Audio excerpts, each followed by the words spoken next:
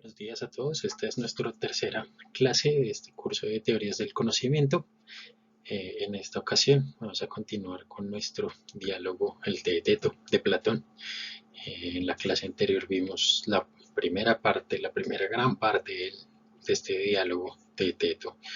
Gran parte porque es un poco más de la mitad del diálogo, que fue dedicada a digamos, a esta definición que arroja Teto de el conocimiento como sensación, como percepción. Veíamos la clase anterior recordando un poco que esta propuesta que hace Teto eh, es vinculada por Sócrates primero con otras dos grandes tesis filosóficas. La primera es la de Protágoras, la tesis del homo mensura, que el hombre es la medida de todas las cosas, y además es vinculada también con la tesis del flujo continuo que propone principalmente Heráclito, aunque Sócrates afirma que hay otros filósofos que proponen esta misma tesis, no solo Heráclito, pero pues la refutación se centra principalmente en los argumentos de Heráclito.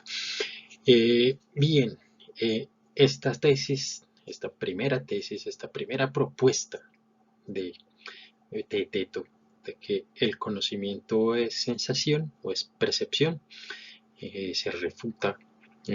Principalmente podríamos como resumir a grandes rasgos así muy rápidamente, que se resume porque es un poco lo que se menciona al final de esta primera parte, porque si así fuera, en ausencia de sensación no habría conocimiento. Entonces, ¿qué sucede con cosas como la memoria?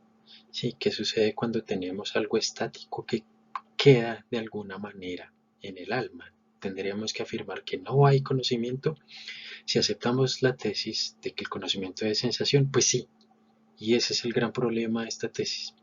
Sí, porque es que parece que él tiene que quedar, para afirmar que hay conocimiento es porque afirmamos que algo se queda de alguna manera en el alma.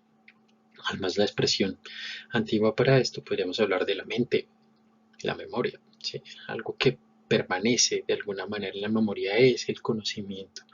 No puede estar en constante flujo, en constante cambio.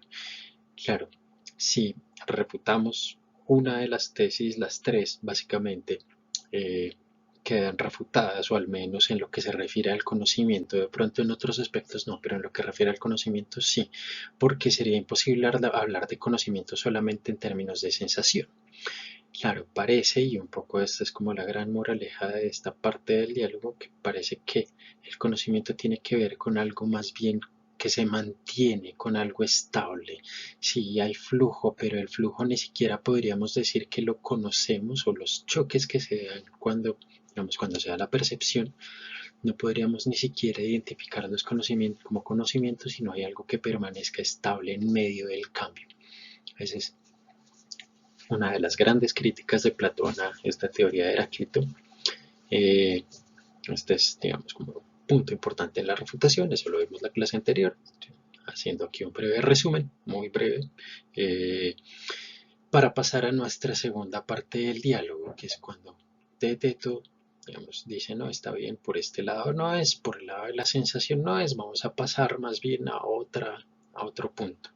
Eh, Aquí es importante tener en cuenta esas conexiones entre una parte y la otra, porque no es como que no hicimos nada, esto no sirvió, no, que digamos hay cosas que tienen cierta continuidad y es importante tenerlas en cuenta. Pasemos entonces a la segunda parte de este diálogo. Genial, aquí es un poco más, creo que a veces es más denso el texto, yo creo que también es más corto, pero al mismo tiempo hay partes como en las que las discusiones son muy refinadas y a uno le cuesta entender, toca leer dos, tres veces. Entonces mi recomendación es leer dos, tres veces estos textos. Es importante, siempre. Además es Platón, o sea, fácil no va a ser. Bueno, los primeros diálogos tal vez, pero estos últimos ya no. Por último, una de mis imágenes favoritas de Platón, que es la versión eh, hecha por Rafael en su cuadro, pues su cuadro es un fresco en una de las capillas del Vaticano. Está este fresco que es la escuela de Atenas, aquí está, perdón, Platón, que Rafael lo pintó como si fuera Da Vinci, se inspiró en Da Vinci para pintar a Platón aquí hablando con Aristóteles. Platón sostiene en la mano, es curioso, el Timeo, que fue en el mundo medieval como uno de los principales textos. Sobre el Timeo tenemos aquí la discusión, hay una discusión contemporánea como bien fuerte sobre si lo escribió antes o después del Teeteto, no sabemos.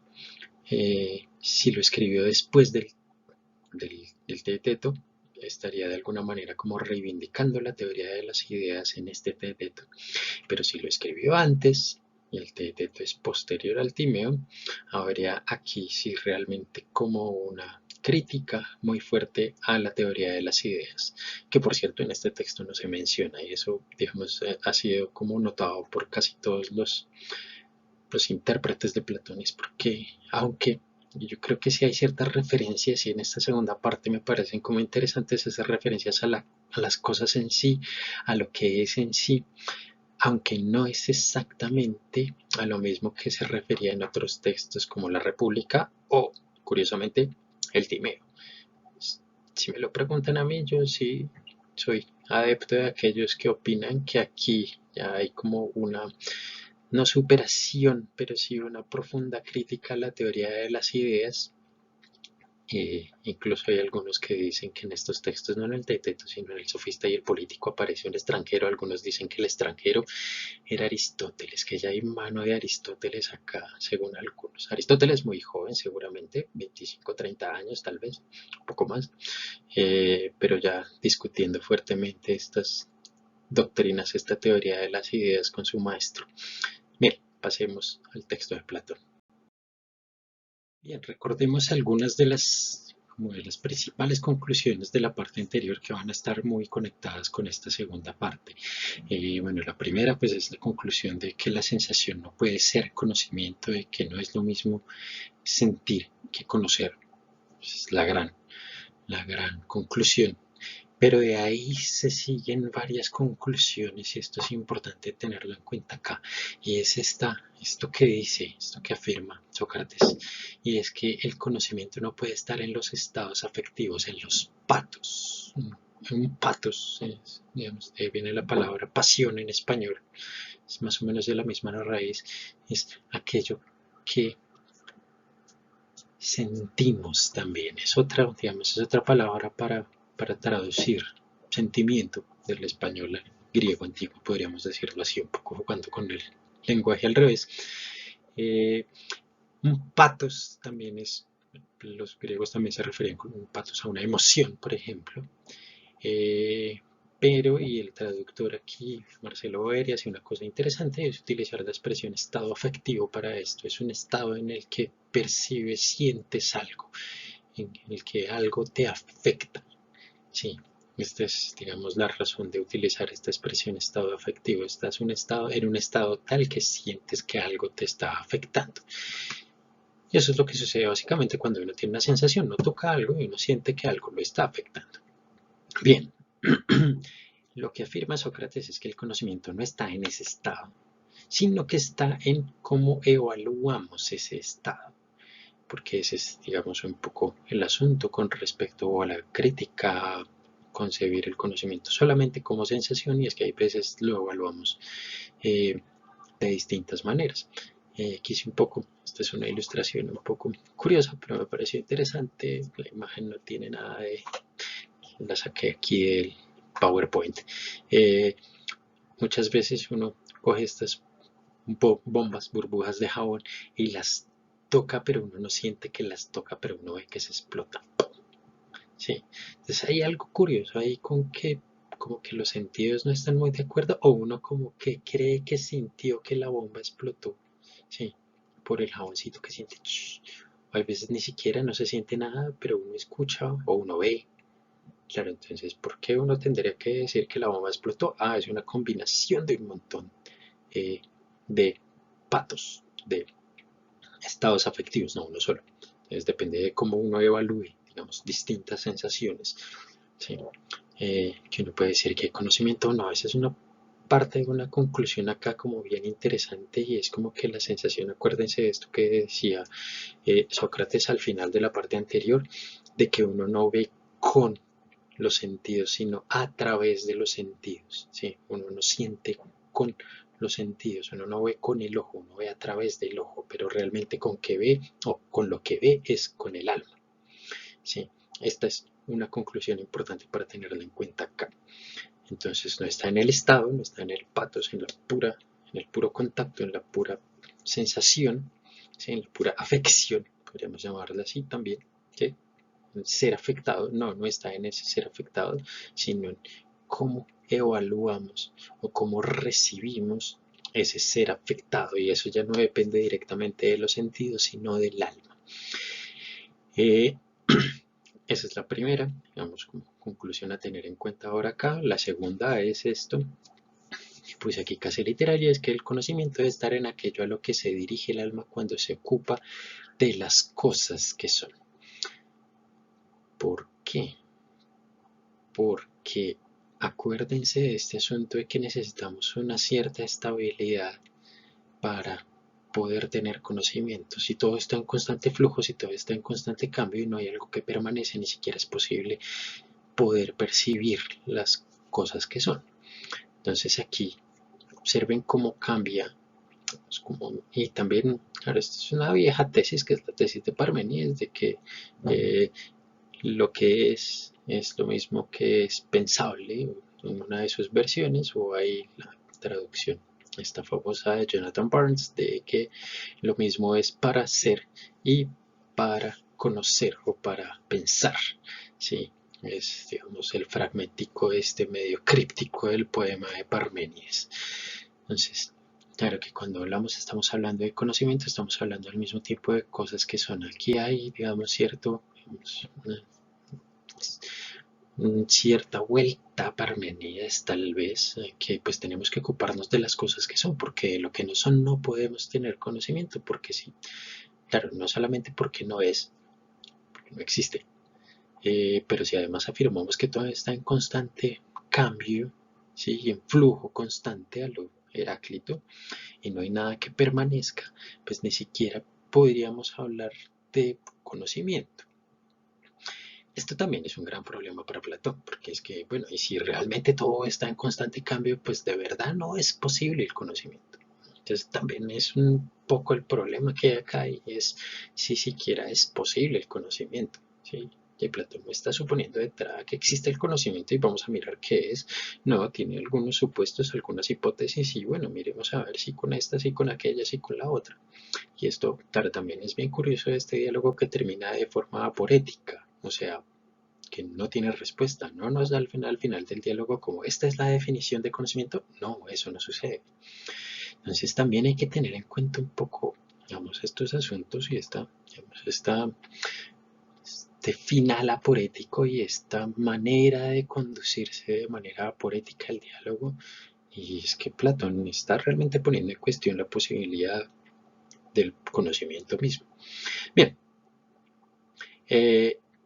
sigamos acá. Dejemos esto por digamos, este asunto metafísico ontológico de lado, pero lo que saca Sócrates de acá es que aquello a lo que se dirige el alma cuando se ocupa de las cosas que son, perdón, es a lo que llamamos opinar. Opinar es referirse a cosas que son. Digamos, eso es, y por eso, digamos, este salto de, bueno, si queremos hablar de las cosas que son y no de lo que fluye, pues entonces vamos a utilizar la expresión opinar. ¿Sí? Sí, doxasein es el verbo griego. Hay otras maneras de traducirlo, como algunos prefieren traducir como creer, ¿sí? O incluso hay veces decir. Son distintas maneras de traducir este verbo acá.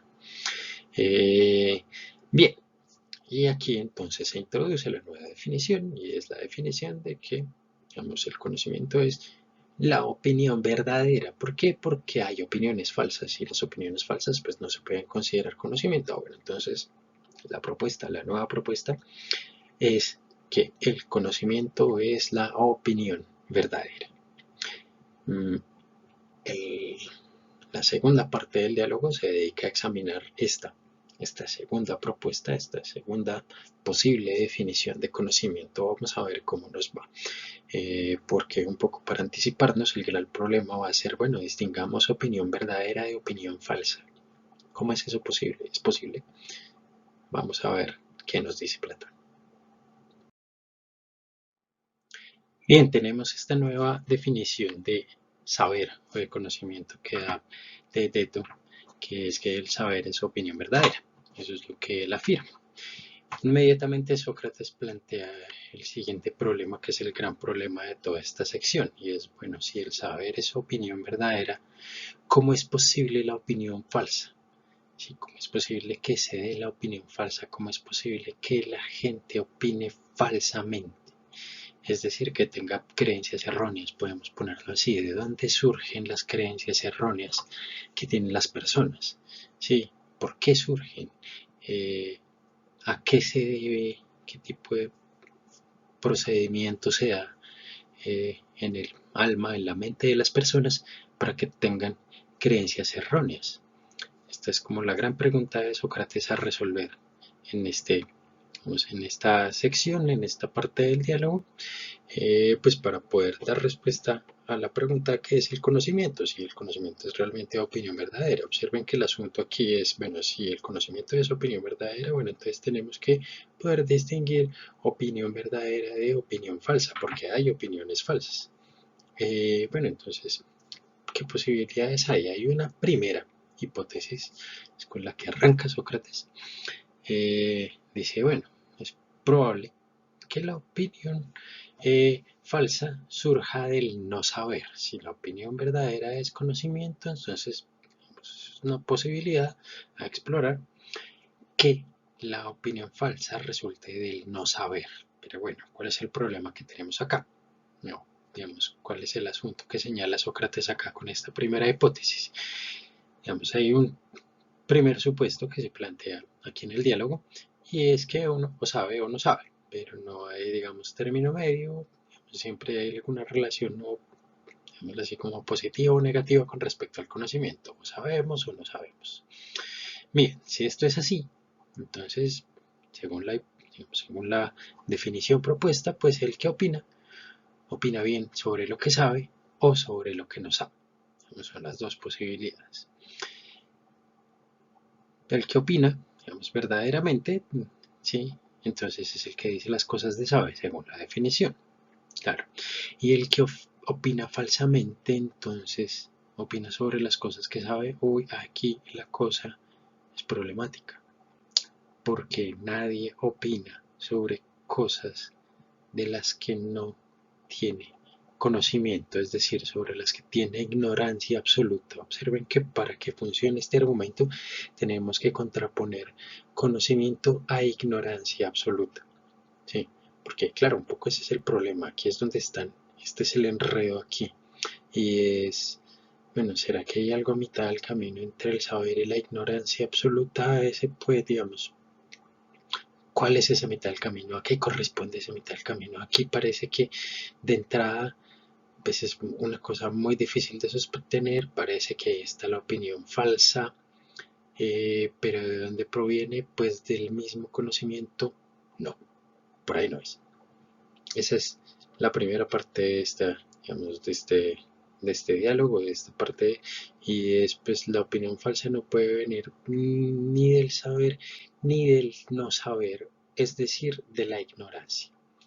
Esa es como esta primera lección que tenemos acá y es pues si no sabemos en absoluto de algo pues no opinamos porque no sabemos en absoluto. Recuerden, aquí hay un parecido muy importante con lo que sucede con la paradoja del menón, con la aporía del menón, y es que si no conocemos algo pues no lo podemos buscar porque no sabemos qué es lo que estamos buscando. Aquí sucede algo similar y es que si no sabemos algo pues no opinamos sobre eso ni con verdad, ni con falsedad, ni de ninguna manera, pues porque no sabemos en lo absoluto acerca de eso. Sí. Dice Sócrates, ¿de qué modo entonces uno podría todavía opinar falsedades? Pues fuera de estos casos es sin duda imposible opinar, por cuanto en todos ellos o bien sabemos o bien no sabemos. En estos, en cambio, de ningún modo parece que sea posible opinar falsedades. Entonces, a partir del saber o del no saber, no podemos explicar el surgimiento de la opinión falsa. Y ese es el punto hasta acá. ¿Qué otra opción tenemos? ¿De dónde más puede surgir la opinión falsa? Ya vamos a mirar la segunda hipótesis que Sócrates plantea aquí. Aquí tenemos una segunda hipótesis. Es, bueno, no surge del saber o de la ignorancia, sino que más bien surge del no ser, de cosas que no son. Sí, es como, vamos, es una manera un poco coloquial de decirlo. Uno podría decir, no, es que la opinión falsa surge de cosas que no existen, o de cosas que uno cree que hay, pero no. Entonces, pues esa es otra hipótesis que se examina aquí en el diálogo, y es, sí, de hecho la expresión que utiliza eh, el mismo Platón, el mismo Sócrates, sí, es como cuando opinamos que alguien opina lo que no es sí, cuando cree algo y lo que cree no es verdad, sí, cuando decimos algo no es verdad, estamos diciendo que algo no existe también, digamos, es una manera un poco coloquial, pero al mismo tiempo como común de decir que algo no es, algo no existe. Entonces, pues, sí, cuando estamos hablando de falsedades es porque estamos hablando de cosas que no existen. Bien, ¿qué sucede en este caso? Y aquí el argumento es un poco más elaborado. Supongamos que la opinión falsa surge de las cosas que no existen. Bueno, la contraria parece funcionar, y es que las opiniones verdaderas parecen surgir de cosas que existen, así como las sensaciones surgen de cosas que existen también. Sí, si uno ve algo que es, uno no ve la nada. Y si uno escucha algo, pues también uno escucha algo que es. O si uno toca algo, si uno palpa algo, digamos, funciona casi que con todos los sentidos, uno toca algo que es. ¿Sí? Y entonces cuando pasamos a la opinión, pues toda opinión es sobre algo que es. Por consiguiente, esta es la conclusión que saca Sócrates: el que opina lo que no es, no opina nada, porque a partir de lo que no es, pues no se puede generar ninguna opinión. ¿Sí? Así como de algo que no existe no se puede crear o no puede surgir ninguna sensación. Entonces, de la misma manera que de la nada no se produce ninguna sensación, pues de la misma manera de la nada no puede surgir ninguna opinión, porque sería una opinión sobre nada. Sí, no sería en sentido estricto una opinión. Ahora bien, pues si de lo que no es no puede surgir una opinión, pues menos va a surgir la opinión falsa. Y aquí, entonces, el problema siguen aquí preocupados por este asunto de cuál es el origen de la opinión falsa, porque no es ni lo que sabemos o no sabemos, ni lo que es o lo que no es. ¿Qué opción nos queda? Aquí la cosa se pone bastante compleja para Platón, y es, bueno, pues es una preocupación importante. Uno podría decir que es una de las grandes preocupaciones de toda la epistemología, es explicar por qué la gente cree cosas falsas. Bueno, explicar por qué la gente cree cosas falsas supone explicar cuál es el origen de esas falsedades, ¿sí? De dónde provienen esas falsedades. Y ese es un gran problema, eso no es tan fácil de resolver. Y aquí Platón en 3, 4 páginas lo plantea de una manera brillante, ¿sí? Muy condensada, un poco difícil, pero brillante. La opinión falsa no puede venir ni de lo que sabemos, ni de lo que no sabemos, porque lo ignoramos, ni de lo que es, ni de lo que no es. Entonces, ¿cuál es el origen? Veamos cómo avanza Platón para tratar de dar cuenta de la opinión falsa. ¿Sí?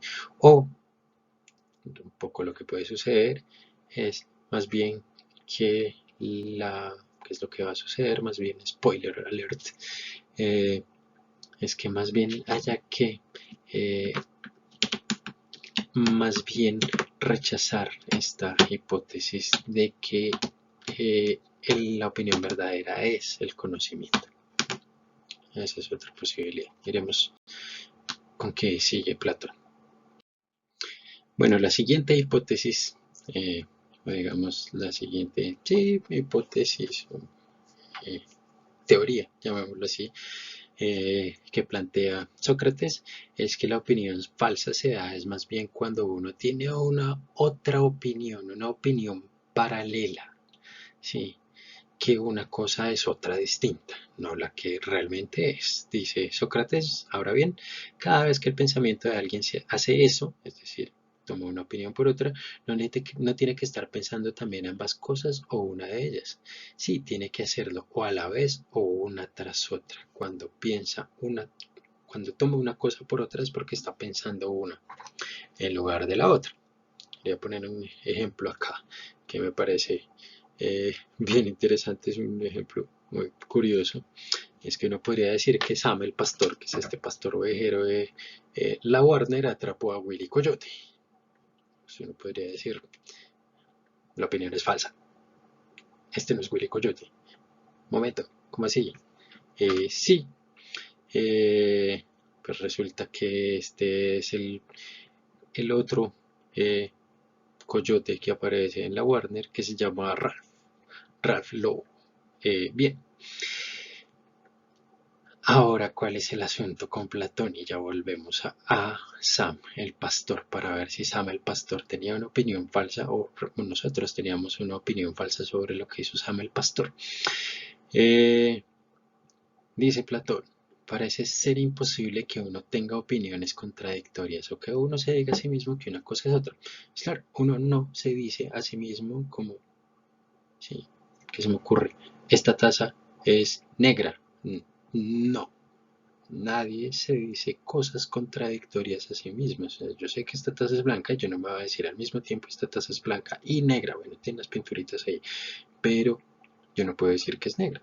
Sí, no me lo puedo decir con sentido. Una de las dos cosas la tengo que aceptar y este es un asunto acá importante. Sí, nadie va a decirse cosas contradictorias a sí misma. Y esto es, digamos, parte de una explicación que da Sócrates en esta parte del texto acá que es muy bonita. Eh, y es que opinar, dice Sócrates, es como darse uno a sí mismo un discurso. Sí, es otra manera de hablar, pensar, o de decir que uno está pensando. Cuando uno está pensando es porque uno está dialogando consigo mismo. Esta es una visión muy platónica de lo que es el pensamiento. Es muy, y aquí puede haber un montón de problemas, pero no me voy a meter con ellos todavía, y es que su visión del conocimiento puede ser sumamente discursiva, sí, puede ser como muy dependiente del lenguaje. Eso puede ser un poco problemático, pues porque las sensaciones no necesariamente conectan con el lenguaje. Eso es un gran problema que vamos a ver, que sobre todo en la filosofía contemporánea se hace así como el gran problema que da origen a la filosofía de la mente, a la filosofía del lenguaje y a otro montón de áreas de la filosofía que están conectadas con la epistemología, pero que de cierta manera también están separadas porque se ocupan de problemas distintos. No nos vamos a meter eso, esta es la posición de Platón, este es el supuesto de Platón, y es que pensar es una cosa que se hace necesariamente por medio del lenguaje y por lo tanto opinar también. ¿Sí? Entonces, claro, nadie se diría a sí mismo dos cosas contradictorias. Sí, yo no podría decirme a mí mismo al mismo tiempo en el mismo sentido y eh, utilizando todas las excepciones que uno puede utilizar aplicando el principio de no contradicción, que Aristóteles lo va a desarrollar con mucho detalle en Metafísica, libro 4, en el libro Gama, aplicando, digamos, todas estas especificaciones que yo puedo aplicar del principio de una contradicción, yo no me podría decir con sentido una cosa y la contraria al mismo tiempo. No, eso no tendría sentido. ¿Sí? O nadie lo haría. Y ese es un poco el punto de Sócrates aquí. Y es, pues nadie se va a decir una opinión y su contraria al mismo tiempo. Entonces, ¿por qué voy a tomar una opinión que tengo por otra opinión que también tengo? ¿Cómo así? Volvamos acá. Sí. Sam el pastor, a quien agarró, a Willy Coyote o a Ralph el lobo. Me, pues aquí parece que el que tenemos es a Ralph. y no a Willy. Sí, Sam, este perro que tenemos acá, pues al que atrapa es al de la nariz roja, que es este que está acá. Este es Willy Coyote, ¿sí? Que es distinto. Uno dice, uy, espera un momento, ¿cómo así? Son lo mismo, he vivido engañado toda la vida. Sí, yo hace unas horas me acabo de dar cuenta que son dos personajes distintos y entonces quise utilizarlos porque me parecieron de ejemplo genial de una cosa que uno confunde por otra. Pero bueno, si uno confunde una cosa por otra, uno jamás se diría a sí mismo que Ralph el Lobo es Willy Coyote. No, son dos personas distintas. Ya si uno lo sabe, uno al mismo tiempo no puede decir que son el mismo. Entonces cuando uno oye que sabe el pastor atrapó a Willy Coyote, uno dice, momento, falso, ese no es Willy Coyote, ese es Ralph el Lobo, ese es de otra caricatura. Aparece en un capítulo del Correcaminos, aparecen los dos, ¿sí? Ralph el Lobo y Willy Coyote, pero son dos personajes. Bien, claro, este sí es Willy Coyote, el que se la pasa persiguiendo al Correcaminos, pero esa es otra caricatura, ese es otro personaje. No podemos, sabiendo ya que son dos personajes distintos, decir que, digamos, que uno y el otro son lo mismo. No, uno no opina cuando capta ambas cosas que la una es la otra. Este captar aquí es importante. Es esto de, digamos, comprender, tener en la mente, darse cuenta de, oh, me acabo de dar cuenta que estos dos son personajes distintos. Una vez yo capto esto, sí, yo no puedo decir que el uno es el otro, sí, no, son distintos. ¿Qué sale de aquí? ¿Cuál es digamos, la conclusión que saca ahora Platón de acá? Pues que nadie en su uso de razón tomaría una opinión por otra. Eso no sería posible, entonces seguimos sin poder explicar de dónde surge la opinión falsa. Sí, la opinión falsa no surge de haber tomado una cosa por otra, no, porque si sabemos que una cosa es una cosa y otra cosa es otra cosa, no vamos a tomar una cosa por otra. Sí, aquí parece que hay un gran problema, sí, y es, bueno, ¿por qué tomamos unas cosas por otras? Eso parece que requiere una teoría un poco más compleja para poder dar cuenta de eso. Eso es lo que va a hacer Platón a continuación. Espero porque necesitamos una teoría psicológica un poco más elaborada, ¿sí? Tanto del alma, ¿sí? Como de eh, el saber y sus capacidades para poder explicar cómo surge la opinión falsa. Ese va a ser el asunto en la siguiente parte, digamos, del diálogo, pues para ver también hasta dónde aguanta esta definición. Observen que al mismo tiempo que Platón va elaborando digamos, o probando las definiciones de conocimiento, va elaborando unas teorías bien interesantes sobre el alma, sobre el aprendizaje. Mira, teorías que en parte ya tenía, en parte que está desarrollando, en parte que va modificando, porque esto también es chévere acá y es que Platón no toma estas teorías que él mismo proponía antes, como la de la reminiscencia, como la de la inmortalidad del alma, esas no aparecen acá. Está más bien como reiniciando, reseteando, partiendo de cero, mirando a ver si hay como alguna posibilidad. Bien, pasemos a la siguiente parte del diálogo. Bien, aquí tenemos una gran analogía que propuso Platón por primera vez, que después fue muy utilizada, sobre todo en la modernidad, en particular por los empiristas ingleses, que es esta analogía de que el alma es como un bloque de cera en el que se imprimen cosas. Esa es como la teoría. Y digamos, esta teoría o esta analogía que va a darle como cuerpo a una teoría de que el alma es como un papel en blanco, que es un bloque de cera limpio, sin ninguna, digamos, sin ninguna rugosidad o sin ninguna deformación previa. Bueno, aquí, digamos, Sócrates se basa o se sirve de la analogía para explicar cosas como, bueno, pues es que hay gente que sí, eh, que tiene más capacidad que otra para memorizar y, digamos, esto aquí hay no sé, también le sirve a Platón como para explicar ciertas cosas que podríamos llamar de cierta manera naturales, aunque yo estaría como completamente en contra de estos asuntos, pero que le han servido a la psicología, por ejemplo, para mostrar que hay gente más inteligente que otra y cosas así. Eh, yo tengo mis dudas al respecto, si por naturaleza realmente hay gente más inteligente que otra. Hay veces resulta que los que uno cree que son más brutos resulta que son mucho más inteligentes. ¿Sí? Las personas con eh, hay personas con síndrome de Down o con autismo o con Asperger que son sumamente inteligentes. ¿Sí? Entonces ahí la cosa es mucho más compleja, pero vamos a Platón, concedámosle algunas cosas. Como, bueno, a ver, Platón, ¿qué nos estás diciendo?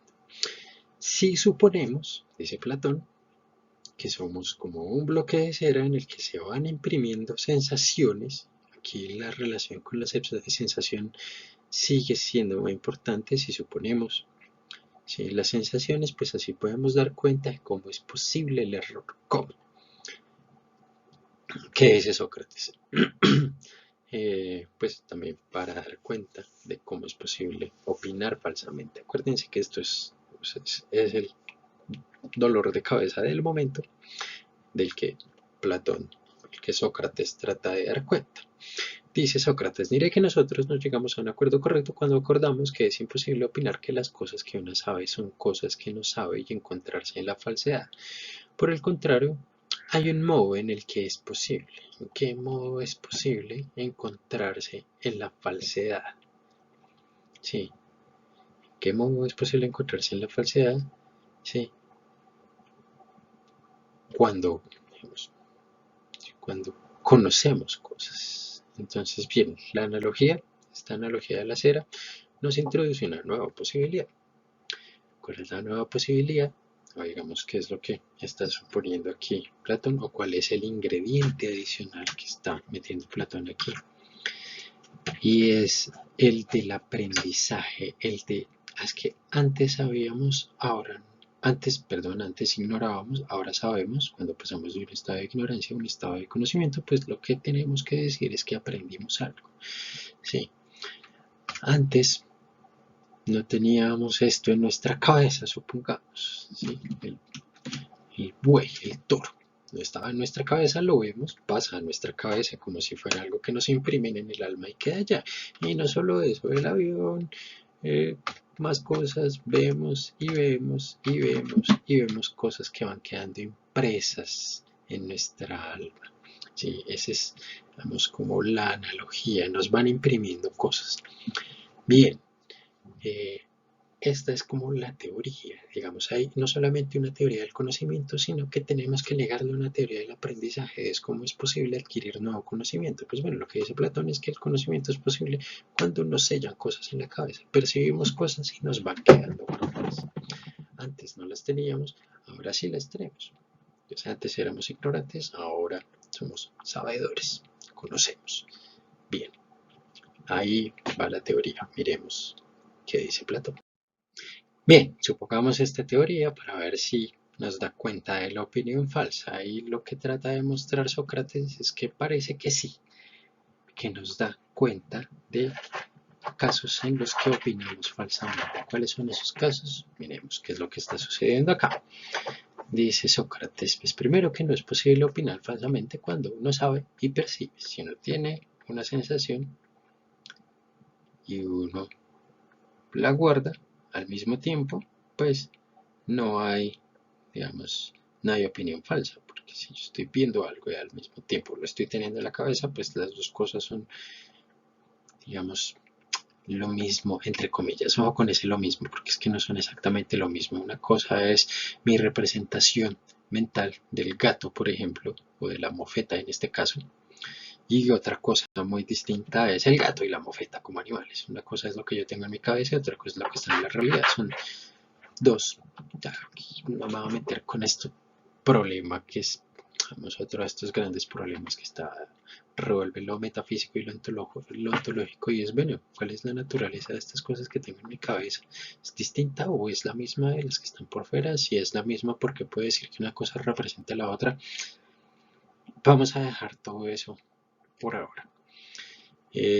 Vamos a suponer, pues simplemente que si yo sé una cosa, pues y la percibo al mismo tiempo, yo veo el gato, lo percibo, pues yo no puedo opinar falsamente sobre el gato, no puedo opinar falsamente sobre la mofeta.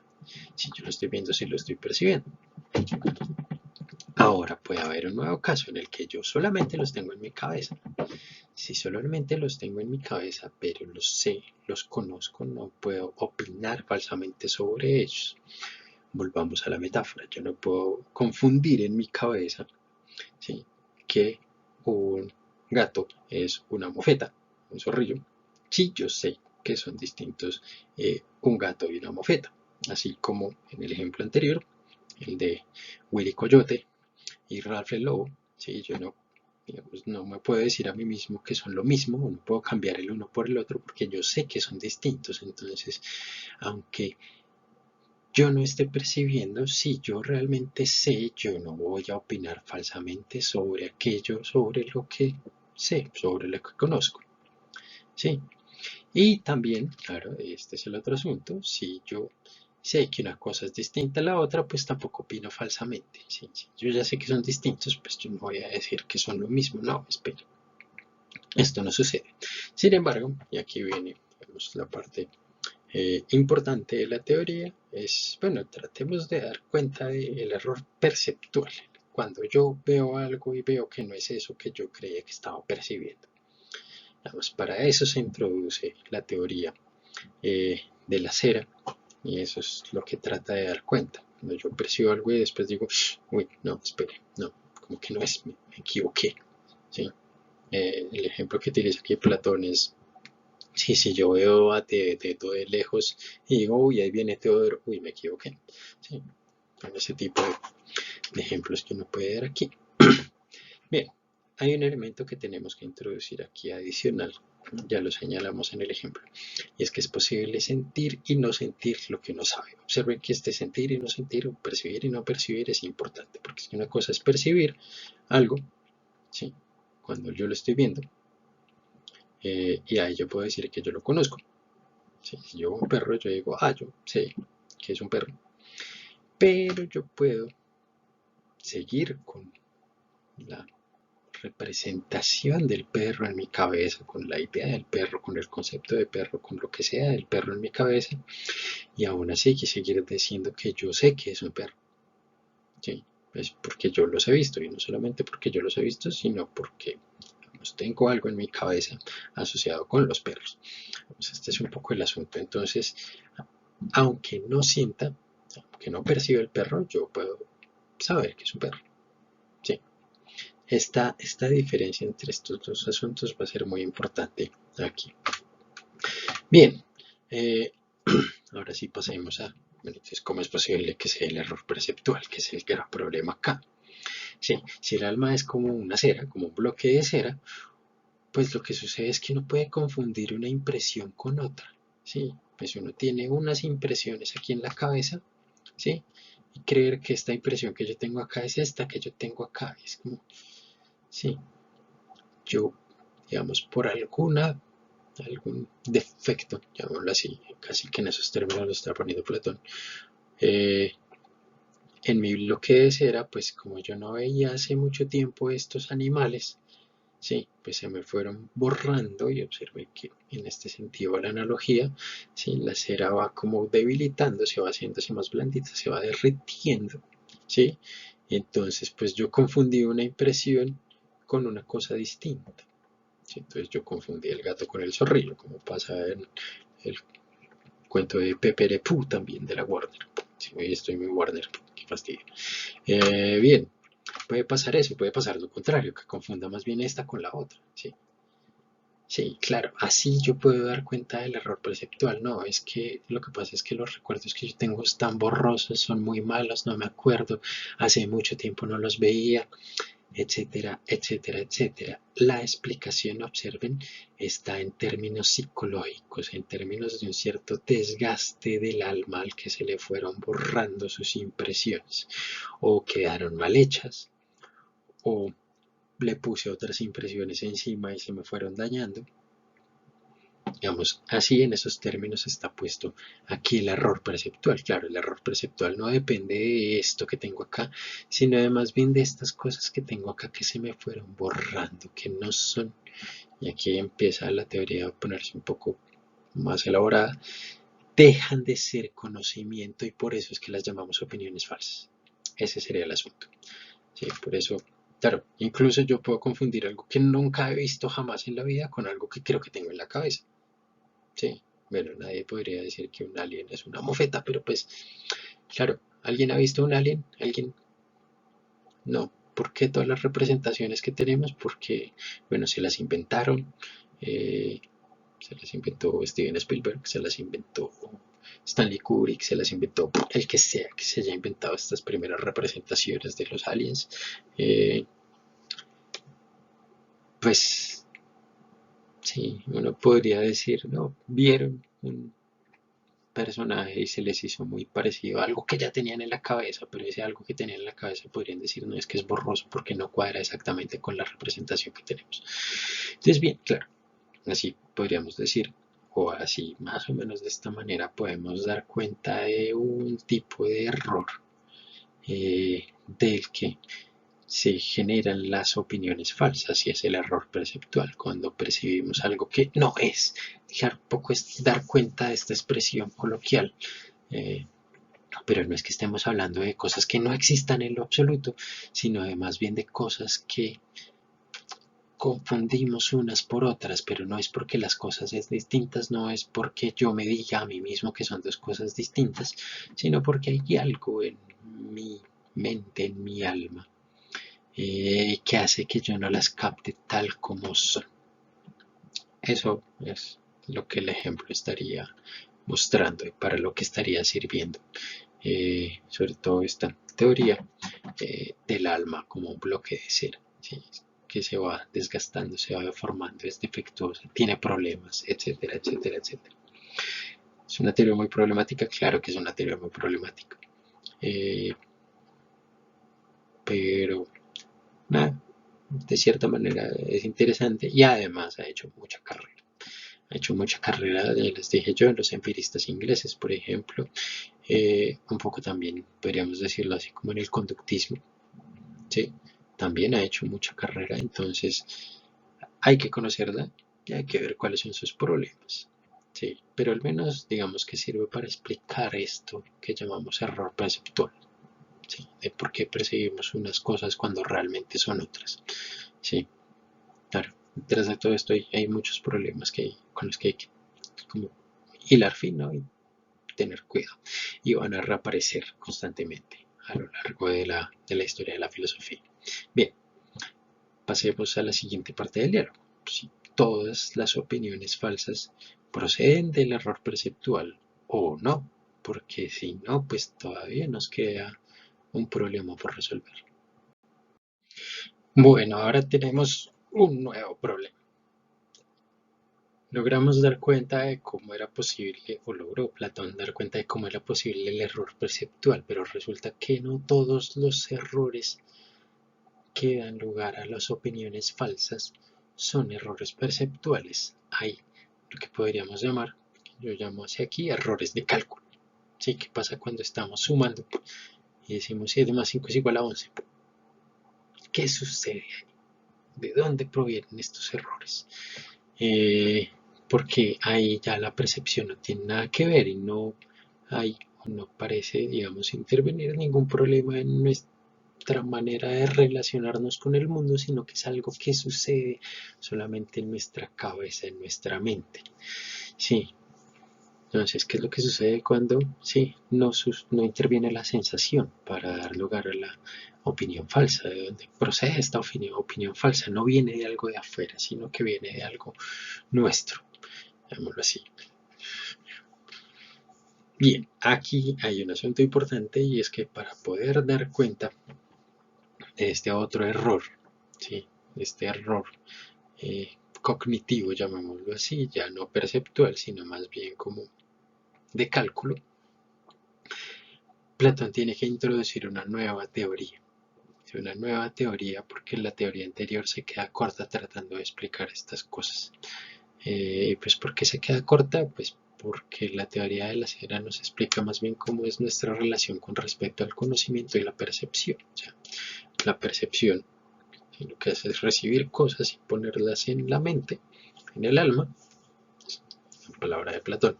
Platón no utilizó la palabra mente, la palabra mente se empezó a utilizar en la filosofía eh, con un significado similar al que nosotros tenemos en la actualidad, solamente hasta Descartes tal vez. Antes hay algunos, pues ya Santo Tomás utilizó la palabra mens en la Suma Teológica, pero con un significado ligeramente distinto al de Descartes, y en Descartes no se abre todo un nuevo problema que veremos después en la clase de Descartes. Por ahora ese no es el asunto, la expresión que utiliza Platón es el alma. ¿Sí? Entonces, pues lo que dice es más o menos como que los conocimientos quedan de alguna manera guardados en el alma. Y tratando de aclarar esta metáfora, entonces lo que dice es como si la metáfora fuera una especie de palomar, de pajarera, de aviario, en donde guardamos todos nuestros conocimientos. Y eso le sirve a Platón para hacer una distinción muy importante. Esta distinción yo creo que es clave, digamos, en las teorías del conocimiento posteriores, sobre todo en las contemporáneas, ni siquiera en las modernas, es esta distinción entre que una cosa es tener el conocimiento, ¿sí? Y otra cosa es poseerlo. ¿Por qué? Porque yo puedo poseer algo pero no estarlo usando, ¿sí? Y aquí, claro, digamos, una es la analogía del palomar, pero antes Platón dice es como tener un abrigo pero tenerlo guardado, ¿sí? ¿Lo tengo? Sí, pero no lo tengo puesto, lo poseo. Sí, si yo lo tengo puesto, si lo estoy utilizando, si lo tengo a la mano, es distinto. Bien, y eso es lo que sucede, digamos, con este ejemplo del palomar, en donde Platón dice que los conocimientos son como palomas, son como aves, que capturamos, que guardamos y que las tenemos en nuestra mente. No podría utilizar otro tipo de ejemplos. A mí se me ocurre generalmente para ilustrar esto un poco mejor, es como para los que han jugado Pokémon. Sí, es una cosa un poco vieja, a mí no me gustó mucho que digamos, pero los que han jugado Pokémon, pues claro, una cosa es coger Pokémones que están por ahí y otra cosa es los Pokémones que uno tiene guardados y otra cosa son los Pokémones cuando están peleando. Cuando están peleando es cuando los tiene, efectivamente. Cuando los tiene guardados, los posee. Y los que están por ahí, pues son los que no conoce, ¿sí? Y además la analogía es chévere porque, pues, claro, ¿cuántos Pokémon uno no conoce? Muchos. Bien, pero no utilicemos Pokémon, utilicemos palomas. A mí esta imagen me parece bien simpática. ¿Vieron John Wick? La película no es muy profunda que digamos, pero hay una palomera, hay un palomar. Y hay un señor, este señor que es el Rey Bowler, nos muestra perfectamente la diferencia entre, sí, poseer unas palomas, tenerlas aquí en su palomar y tenerlas efectivamente como hacia acá cuando las tiene en la mano. Sí, digamos, ese es el asunto. Y a eso un poco es a lo que se quiere referir Platón cuando dice que es distinto tener y poseer. Claro, poseo cuando tengo todo guardado, pero no estoy haciendo uso. Hay aquí una primera versión de una distinción que Aristóteles después va a, como a refinar y a aprovechar mucho mejor, que es esta distinción entre acto y potencia, ¿sí? Entre saber en acto y saber en potencia. Aristóteles le va a sacar mucho provecho a esta distinción, Platón ya la plantea aquí.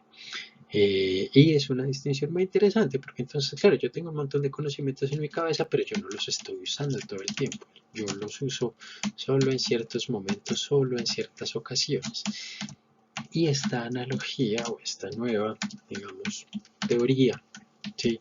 Nos puede dar cuenta de este error de cálculo. A ver si nos sirve para dar cuenta de este error de cálculo.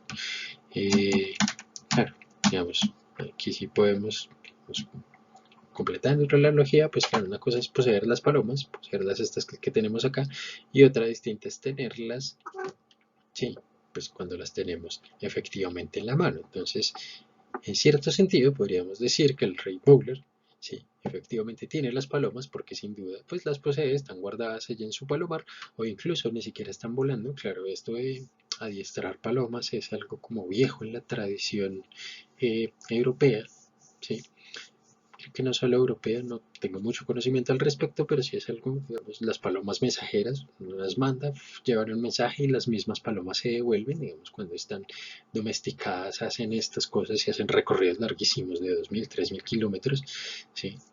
La paloma va y regresa a su sitio original, entonces así están todas volando, las tiene, ¿sí? Digamos, un poco esto es lo que quiere ilustrar Platón acá. Pero en otro sentido, pues no las tiene, solo tiene la que tiene en la mano. Sí, las demás las adquirió, sí, sí, las puso en su propio recinto y poder cada vez que quiere atraparlas y tenerlas y de nuevo dejarlas ir los hace, pues caza la que siempre quiere y puede hacer eso cuantas veces le parezca. Es un poco lo que dice esta cita aquí en esta parte del texto de Platón para ilustrar este asunto con la palomera. Y es claro, esta distinción, es lo clave acá. Tener es distinto de poseer. Tener es estar utilizando, estar haciendo uso. Sí, pues tener efectivamente en la mano, en acto. Poseer es no, es tener guardado. Sí, es en potencia poderlo utilizar en algún momento, pero no estarlo utilizando de hecho. Es claro, lo mismo cree Platón o propone aquí Sócrates, parece suceder con el conocimiento. Uno hay veces lo tiene, pero en el sentido de poseerlo, lo tiene por allá guardado y otra cosa es cuando uno lo saca y lo usa. ¿Sí? Vamos a ver si esta metáfora nos puede resolver este problemita de cómo es posible el error de cálculo. O no, tal vez no. De hecho, spoiler alert. No, no resuelve el problema. Veremos qué sucede. Bien, dice Sócrates. Cuando te encuentras dando caza a uno de los saberes que está volando de un lado a otro y atrapas a uno en vez del otro, cometes un error. Ese es el caso en el que uno creyó que 11 era 12 cuando atrapó el saber del 11 que se encontraba en sí mismo en el lugar del 12 como si hubiese atrapado una paloma silvestre en lugar de una domesticada. ¿Cuál es el asunto acá? Si queremos dar cuenta del error, pues lo que estaría sucediendo, algo así, es que estaríamos tomando un conocimiento que poseemos pero que no estamos utilizando por otro. Sí, es como si, sí, aquí un poco he puesto en el ejemplo, tenemos unas palomas estas que son silvestres, que son las, eh, estas que son así rellenas en el dibujo y unas que son solo el borde, son las domesticadas para representarlas. Eh, claro, una cosa es, digamos, tenemos la diferencia entre paloma silvestre y paloma domesticada y uno dice, no quiero una paloma silvestre. Si coge esta, acertó. Pero si coge de las otras, se equivocó. Entonces, claro, ¿qué sucede cuando tenemos el error? Pues cuando cogemos un conocimiento que no era el que queríamos, que no era el que estábamos buscando. Sí, como si hubiéramos atrapado una paloma silvestre en lugar de una domesticada. Es ahí, digamos, cuando cometeríamos el error. Pero aquí hay un problema adicional. Aquí hay un asunto importante que no resuelve la analogía y es cómo carajos, si todo esto son saberes que yo tengo en mi mente, llegaron cosas equivocadas acá, o es más, ¿por qué yo agarré la cosa equivocada si todos son conocimientos? Si todos son cosas que me quedaron aquí guardadas. Lo que propone Teto es, no, pues de pronto es que el ejemplo con la palomera nos quedó mal y nos toca meter palomas de conocimiento y palomas de ignorancia, porque pues a veces uno en la cabeza mete también cosas que son falsas, entonces tenemos que suponer que hay palomas de conocimiento y palomas de ignorancia. Es un poco la expresión que utiliza Teto. Entonces, claro, es como si tuviéramos en la cabeza tanto conocimientos como ignorancia. Es una cosa muy rara. Y justo en el momento en el que hace eso, Sócrates dice, bueno, sí, si eso es así, él no considerará la persona que hace esto, que tiene tanto conocimientos como ignorancias, no considerará que está opinando la falsedad, o sea, no considerará que estará opinando falsamente. ¿Por qué? Porque si guarda algo en su cabeza, uno no guarda algo en su cabeza sabiendo que es falso. Si es falso es como uno no lo considera conocimiento. O uno dice, va a guardar esta información falsa, pero yo sé que es falso, yo no me voy a mentir a mí mismo diciendo que no es falso. Sí, yo sé que es falso. Sí, eso es lo que podría pasar. Pero en principio, pues, si uno guarda algo en su cabeza como si se tratara de un palomar, sí, en el que uno guarda palomas, sí, o de pokebolas en las que uno guarda pokémones, eh, uno no las guarda creyendo que son otra cosa. Sí, es claro, aquí hay un problema adicional. ¿Cuál es el problema adicional? Pues que cómo es posible que yo tenga cosas en mi cabeza que son ignorancias. ¿Cómo llegaron allá? ¿A través de la percepción? No, no fue a través de la percepción. ¿A través de dónde más podrían haber salido? No, no sabemos de dónde más pudieron haber salido. Entonces, claro, cuando yo, sí, cometo un error, y aquí este es otro de estos grandes problemas que muestra Platón, si yo cometo un error, yo creo que no es un error. Yo digo, pues yo acerté, eso era lo que quería hacer. Esta distinción entre el acierto y el error es una distinción que Platón casi que no puede explicar, o mejor dicho, que ese es el asunto de explicar aquí, por qué acertamos y por qué erramos, porque unas veces podemos decir tengo conocimiento y otras veces porque lo que tengo es otra cosa distinta. Y aquí observen lo compleja que se volvió la discusión sobre el conocimiento, ¿sí? Porque es que si yo no puedo dar cuenta de por qué tengo errores, pues no puedo dar cuenta de qué es realmente conocimiento, ¿sí? Y es más, ¿en qué momento me doy yo cuenta que son errores? Sí, yo no me doy cuenta en el momento en el que las cosas suceden, no sí, en el momento en el que hago el cálculo, por ejemplo, si voy a la tienda y le digo al señor tendero que me dé, no sé, 2.000 de pan, le pago con un billete de 5.000 y él me devuelve 4.000. Error de cálculo estándar. Sí.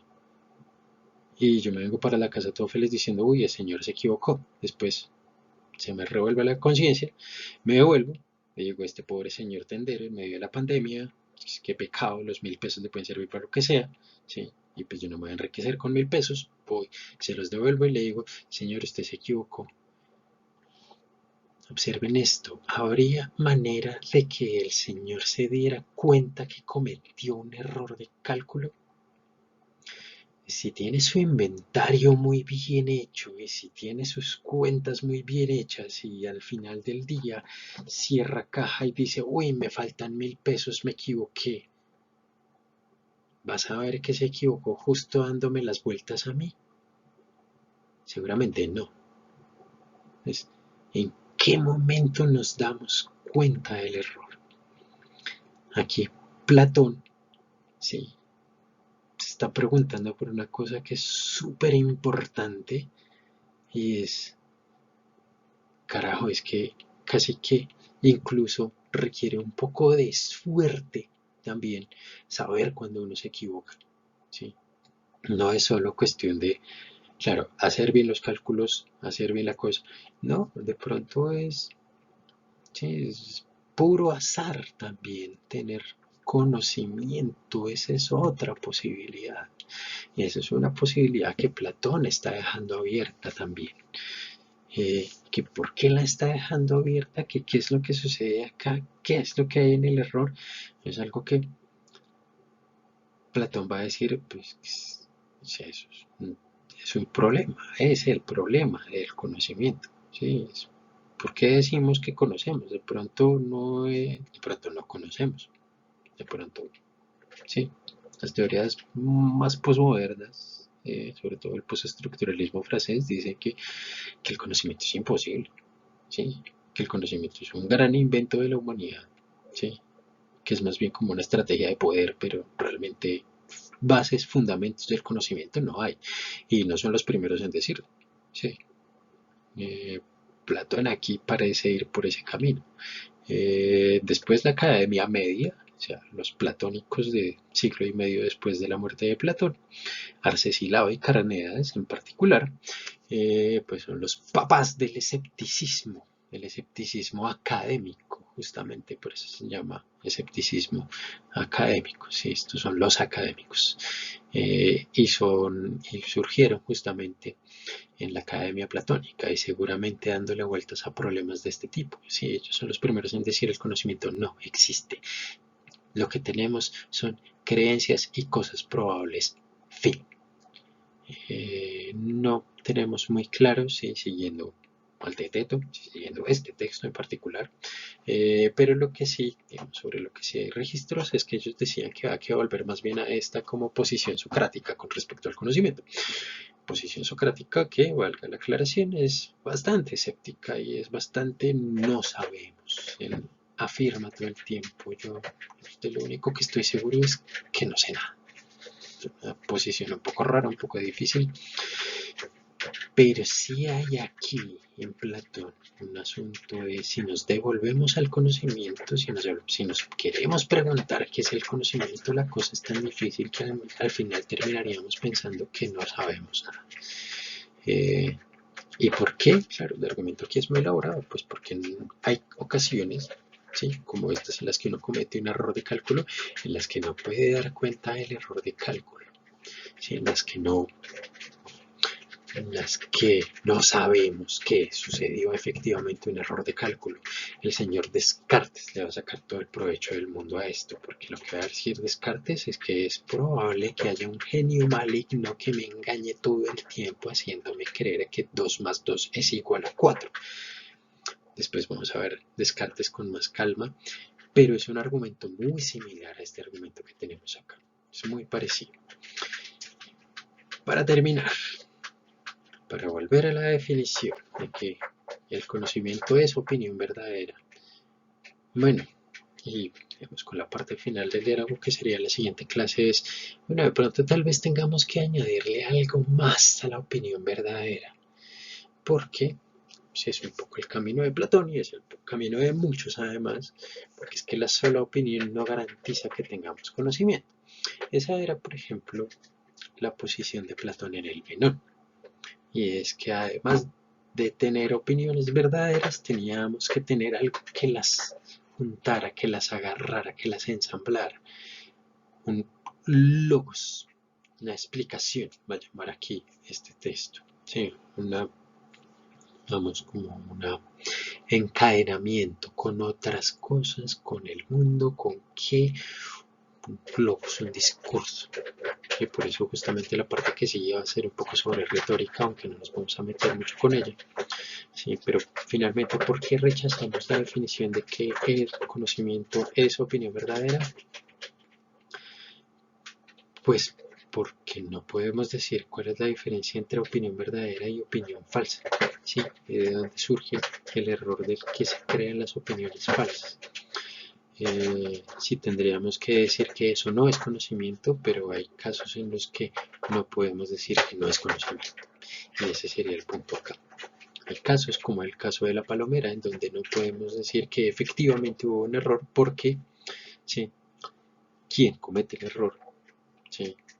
Cree que no lo está cometiendo en el momento en el que lo comete. Aquí hay otro asunto importante, se me olvidaba, y es cómo estamos volviendo a este intelectualismo socrático, el intelectualismo socrático de los primeros diálogos era sobre todo moral, pero aquí pasa de lo moral a lo epistemológico. Como es el intelectualismo moral, la posición estándar es que uno eh, no es malo sino ignorante, y esto Sócrates en el diálogo Protágoras lo infiere, de que si uno yerra, uno nunca yerra voluntariamente, es decir, no yerra queriendo errar, queriendo equivocarse. Uno no yerra, uno no se equivoca voluntariamente.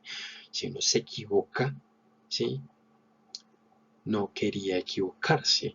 Bueno, lo mismo sucede con el que quiere agarrar una paloma silvestre y comete un error. ¿Lo cometió voluntariamente? No, no lo cometió voluntariamente, lo cometió sin querer. ¿Cómo se dio cuenta? porque alguien le dijo, porque él se puso a comparar, a mirar, a contrastar con otro montón de cosas y ahí fue que dijo, claro, la sola opinión no le sirvió para darse cuenta de que tenía conocimiento, tenía que ir un poco más allá. Y más o menos para allá es para donde va Platón. Veremos eso entonces ya en nuestra siguiente clase, que veremos la próxima semana. Lean el resto del diálogo eh, y nos vemos la próxima clase. Ya saben, dudas, preguntas, lo que sea, me escriben, ¿sí? Me llaman, me mandan un mensaje eh, y pues las trataremos de resolver.